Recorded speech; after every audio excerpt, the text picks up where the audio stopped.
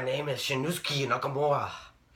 I won the IWGP championships all over the globe. I'm a Japanese legend.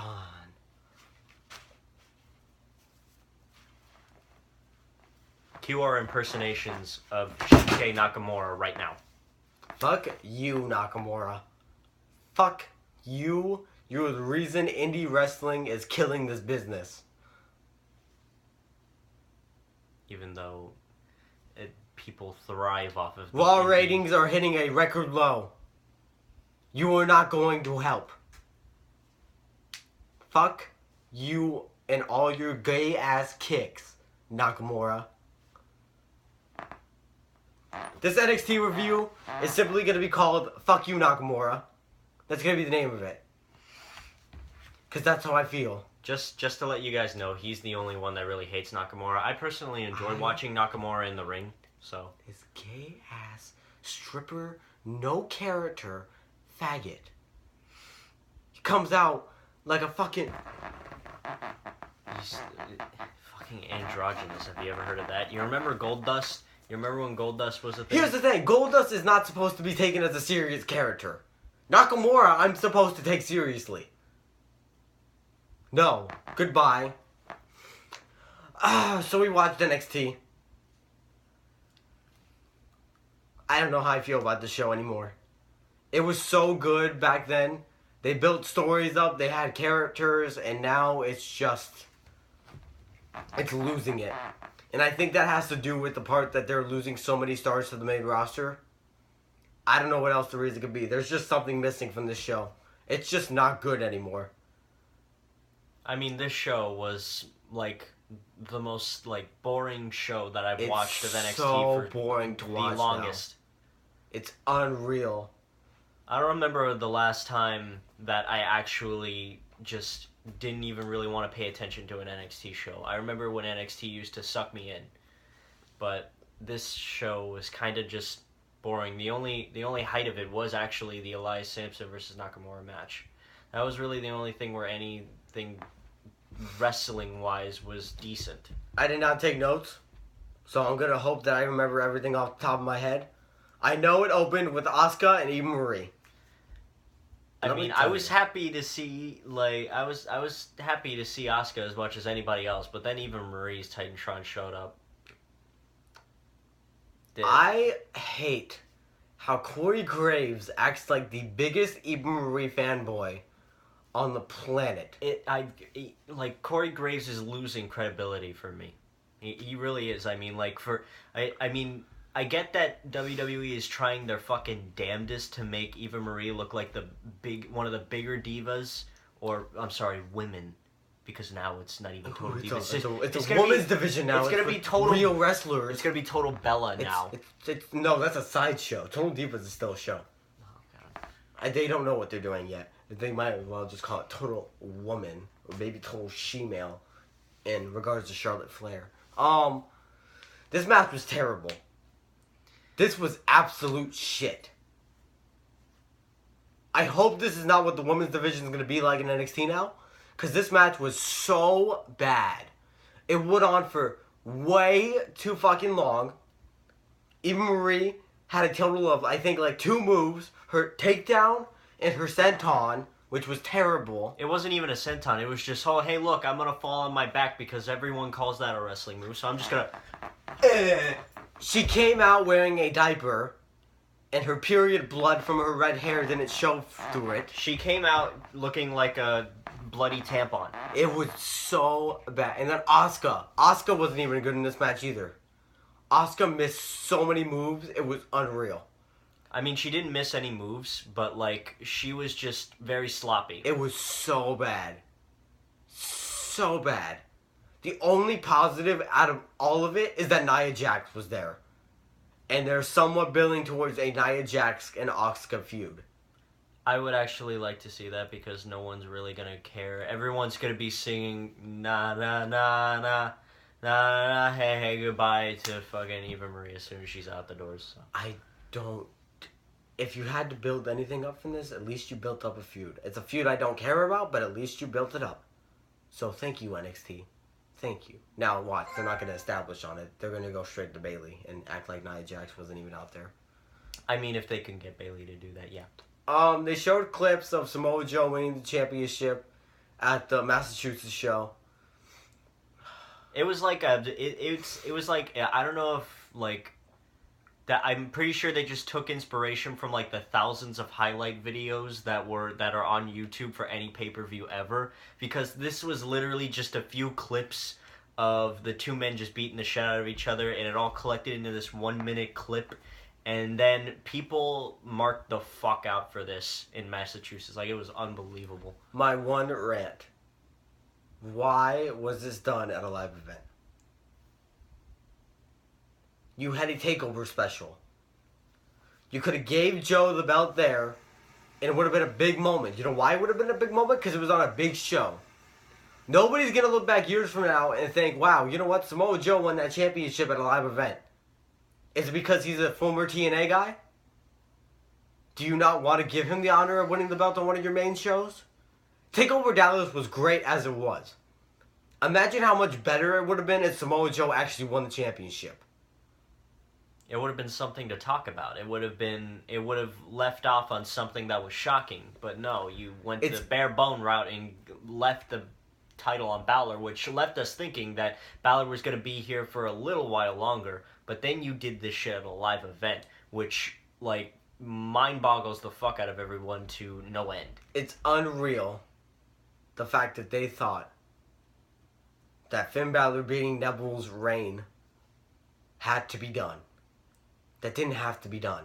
There was no reason for it.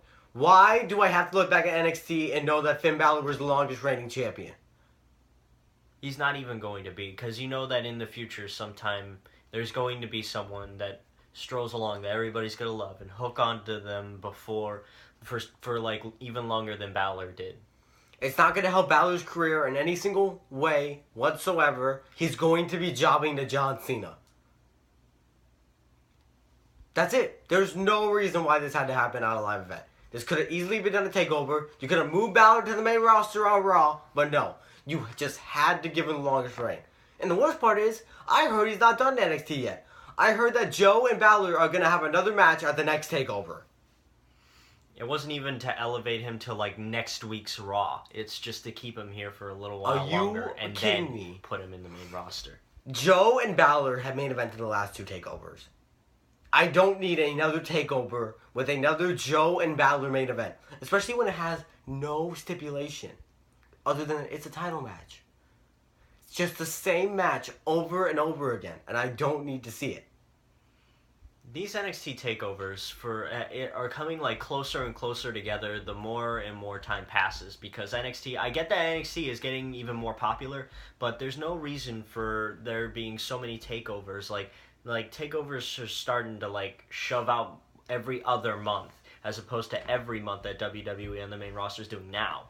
And I don't think doing it every other month makes your show any more prestigious than it was before. They're falling off. NXT's losing all of its stars. I give it till next year.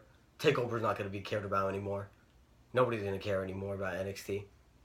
Austin Aries is like the only guy that people were going to look forward to. And he wasn't even here tonight. Oh, wait, so. I forgot about... I'm from New Japan. Love me. Fuck you. So, they had a match with the Revival. I don't know who they fought. I don't care who they fought. They won. Jobbers. They cut a babyface promo about how they're going to win back the championships and how they fought years to win the championships and they're heels. Speaking of jobbers, we had the Hype Bros versus who? They fought Blake and Murphy. Oh, right.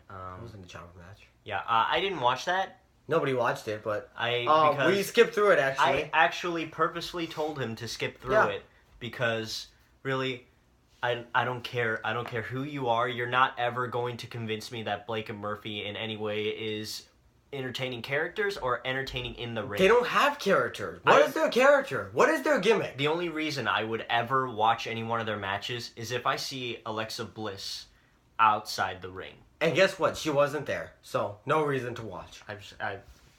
You don't have my blonde eye candy. I can't fucking watch because they're fucking horrific in the ring. Anyway, Liv Morgan, by the way, has the worst theme song in NXT history. I was just thinking about it during this match because I had nothing better to think about, and by God,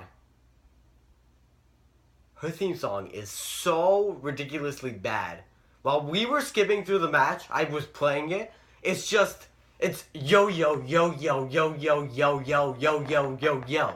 Gotta put a link in the description below for that fucking song. It's just so terrible. Experience it for yourself because as soon as I actually heard it from the corner of my ears, I'm tired of these gimmicks of people from New York. It's the weirdest fucking thing. Also, it's not a good gimmick. Yeah, the Jersey girl, no. So speaking of these women's wrestlers, Carmella had a match against Aaliyah. Aaliyah. Would you like to explain to me who Aaliyah is? She sounds like the beginning of her theme song is literally just like a rockabye baby bullshit. And People it was just hate the weirdest fucking thing. It was. I swear, at the beginning of her theme song was like Jingle Bell Rock. I kid you not. Go listen to it for yourself. People hate on TNA for having these wrestlers with one name, just one single name. Nothing is worse than Aaliyah. When I think about wrestling and I think about women's wrestlers, when am I going to look back one day and say, wow, you know what? Aaliyah was a good women's wrestler. Aaliyah.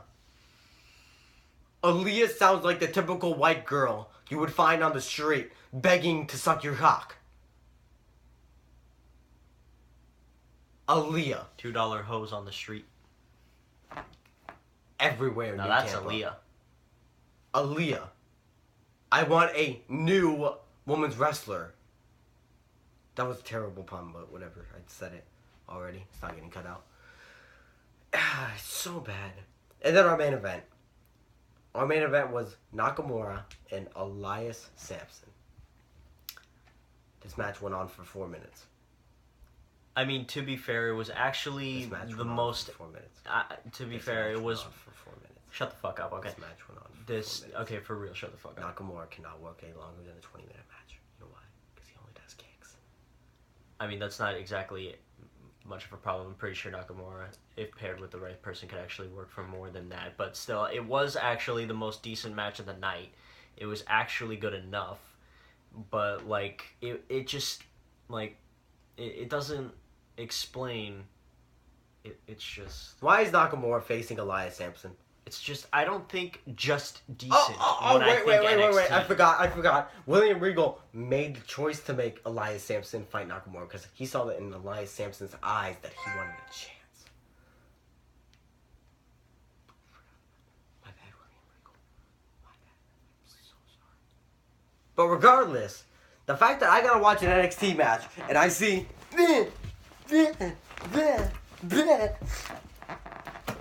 the whole match makes me want to get cancer. That's not gonna work on the main roster. If I see Nakamura face fucking Mark Henry and Nakamura beats Mark Henry, there's a problem with wrestling. I don't care how fake it is. Motherfucking Mark Henry would squish Nakamura. Nakamura is like a 150-pound jobber who comes out to gay stripper music and a gay stripper vest.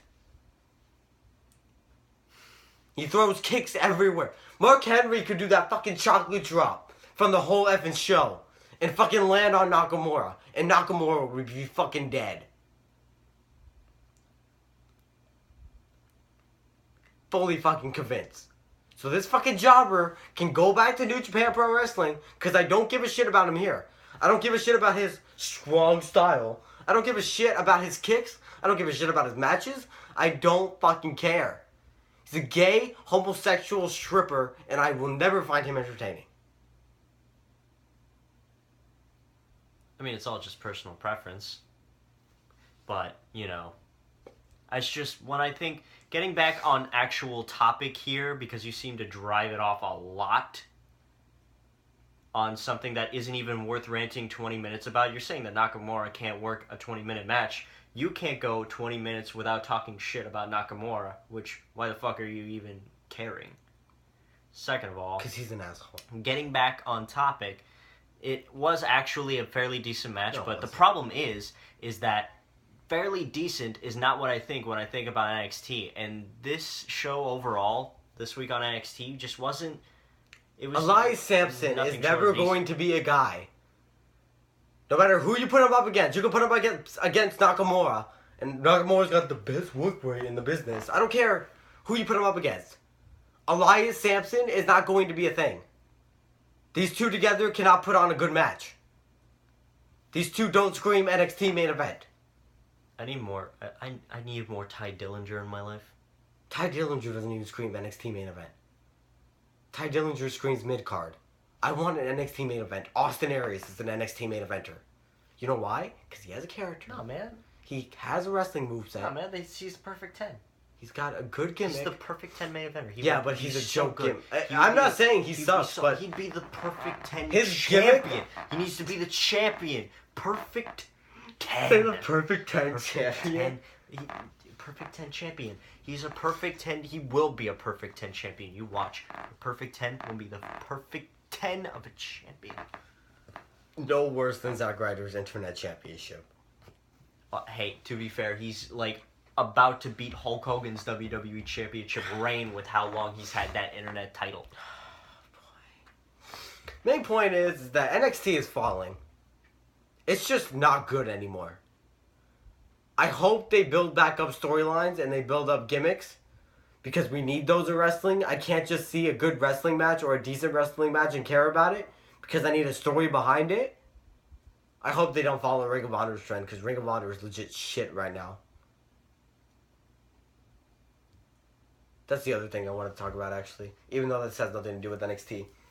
I was going to talk to you about this, but I forgot to. Do you realize Ring of Honor has a pay-per-view next Sunday? And the guy challenging for the world title has not been on RHTV yet? How do you do that? They have not shown any bits yet on Ring of Honor TV of Colt Cabana and Jay Lethal. Those two are main eventing the pay-per-view next Sunday. How do you do that when it's Colt Cabana versus Jay Lethal? Because those two are like very well-known names, even for people like me who aren't indie marks. I swear any of you gay people that on the internet say, oh, they're building up to his return. That's not a bad thing. You don't get it. He already returned.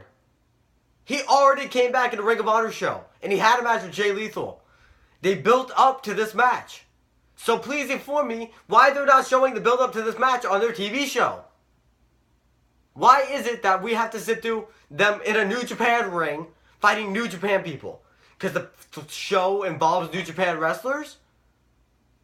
None of the people on the New Japan show, nothing on the Ring of Honor show is building up to the pay-per-view.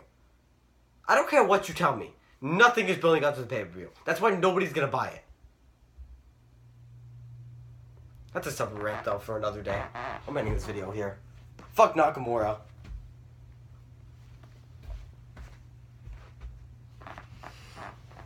Actually, Kyle, I want you to do me a favor. I want you to just stand right here, okay? I just put my crown right there. Right, okay. Now, I'm gonna give an example here, okay? You see this? The reason why this is on my head is because I am the better king. Super Kick City, bitch.